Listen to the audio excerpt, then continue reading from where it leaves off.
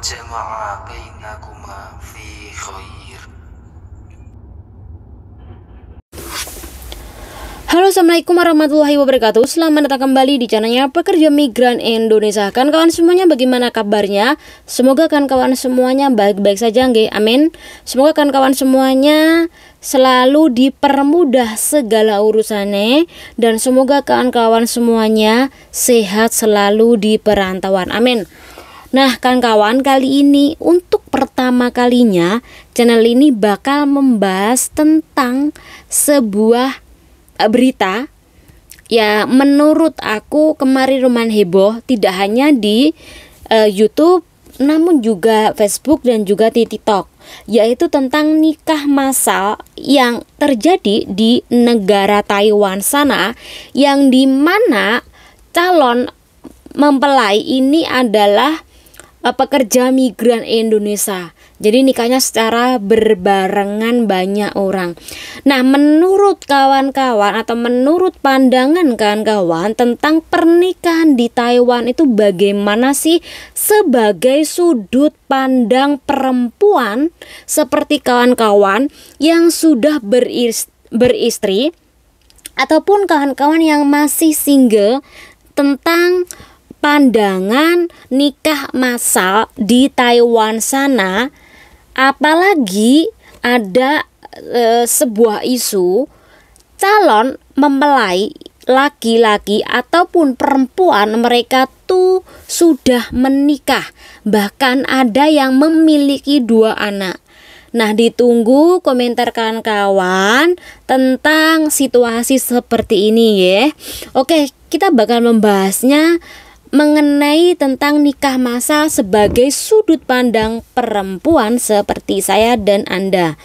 Dan di sini tujuannya adalah mungkin sedikit menasihati bagi kawan-kawan ketika melakukan pernikahan secara siri di negara orang. Jadi tolong untuk dipikir 2 kali akibatnya ketika kawan-kawan nikah siri di Taiwan walaupun sah secara agama pun. Oke.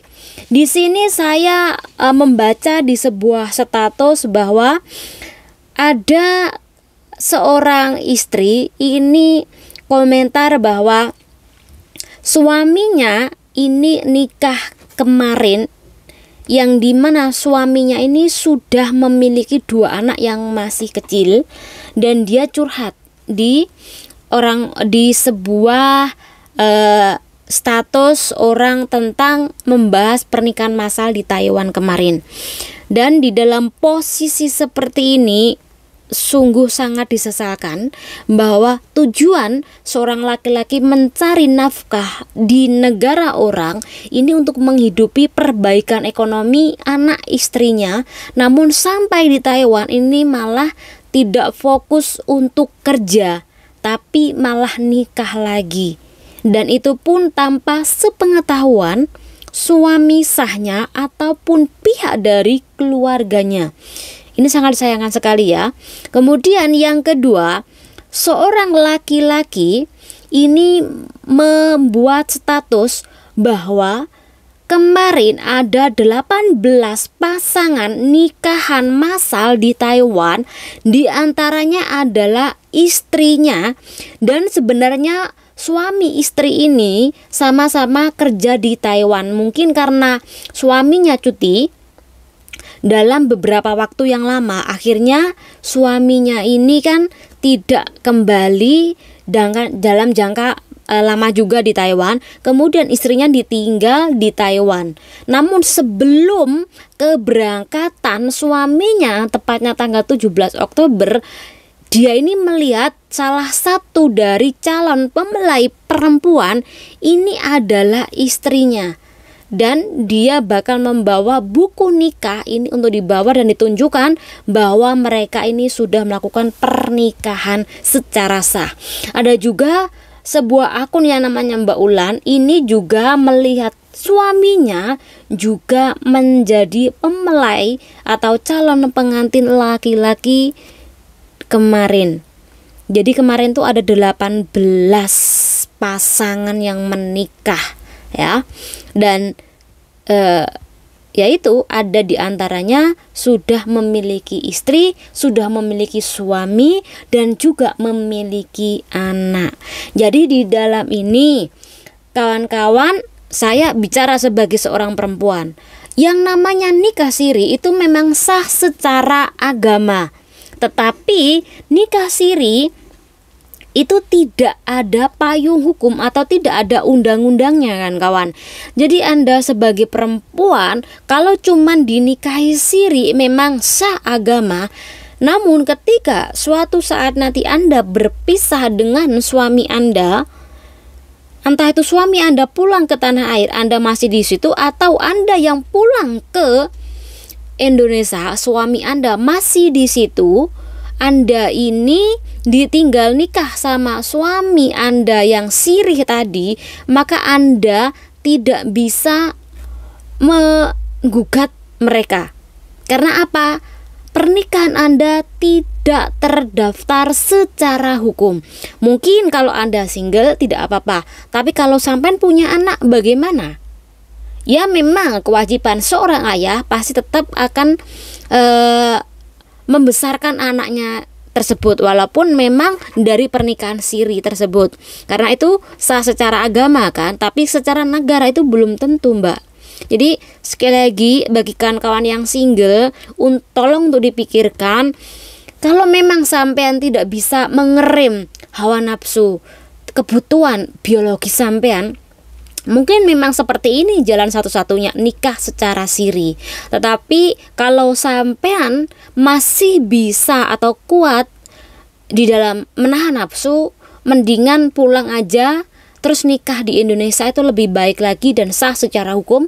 Dan kalaupun sudah nikah, tidak usah pergi ke Taiwan, karena Taiwan itu berat banget ujiannya kalau tidak kuat. Memang ada juga perempuan yang baik banget, ada laki-laki yang baik dan tidak tergoda. Namun sekali lagi, kalau sudah dicampur aduk kemudian bersama-sama pasangan-pasangan yang sudah memiliki hubungan pacaran, tentu ya tetap aja bakal terikut atau tergerus arus seperti mereka juga ya. Nah, ini bagi yang single. Tapi bagi yang sudah nikah, tak beritahu Mbak, sampean ketika mengambil suami dari orang lain atau bapak dari anak lain, ingat suatu saat apa yang sampean tanam bakal sampean menunainya. Entah itu sampean nanti pulang ke Indonesia nikah lagi, kemudian sampean sayang banget kalau sama suami sampean yang baru. Bisa saja suatu saat nanti suami sampean ini juga bakal diambil orang lain. Karena apa? Itu dari taburan atau dari karma yang sampean tabur, perbuatan yang sampean tabur, dan sampean yaitu menunainya, karma ya tetap berjalan. Dan sekali lagi ada kasus juga ya yang dimana nikah kemudian menghidupi suaminya sampai dianya tuh sampai sakit, nggak punya uang, terus dicerai sama suaminya, itu juga ada. Jadi sekali lagi, kalau memang niatlah bekerja. Kalau seandainya memang sudah tidak tahan, ya pulang aja, nikahlah secara negara dulu, itu lebih baik lagi. Oke, bagaimana sih persyaratan nikah di Taiwan? Oke ya, yang saya tahu adalah pertama, nikah siri di Taiwan itu adalah satu, harus ada calonnya. Yang kedua, harus punya KTP keduanya. Ketiga, harus ada surat izin wali. Jika di antara mereka ini tidak dapat izin dari wali, tentu seharusnya penghulu ini tidak memperbolehkan mereka untuk nikah. Tapi kita tidak tahu apakah kedua mempelai ini memang dengan sengaja memanipulasi adanya surat izin wali yang sebenarnya mereka tidak dapat, tapi menyuruh seseorang itu memberikan izin atau membuat surat izin. Itu bisa jadi juga. Oke. Kemudian yang keempat adalah akte akte yang dimana ini menyebutkan sampean itu janda, duda, atau mungkin Anda single. Jadi adanya pemberitahuan status Anda dengan jelas. Kemudian yang kelima, wali nikah harus ada, yaitu wali nikah untuk mempelai perempuan itu harus ada. Kalau tidak ada maka tidak sah. Jadi mungkin yang laki-laki oke, tidak masalah ketika dia ini sudah menikah karena dia tidak butuh. Tapi kalau perempuan yang single pasti butuh. Tapi bagaimana kalau yang perempuan ini sudah nikah namun minta orang rumah untuk menjadi walinya, itu bagaimana? Ini juga lucu juga ya kalau kita bayangkan. Oke, kemudian yang keenam adalah mahar, yang dimana mahar ini tentu dipersiapkan oleh mempelai laki-laki. Kemudian yang ketujuh adalah 2 orang saksi. Ya, ini adalah persyaratan bagi calon pengantin atau nikah siri di Thailand.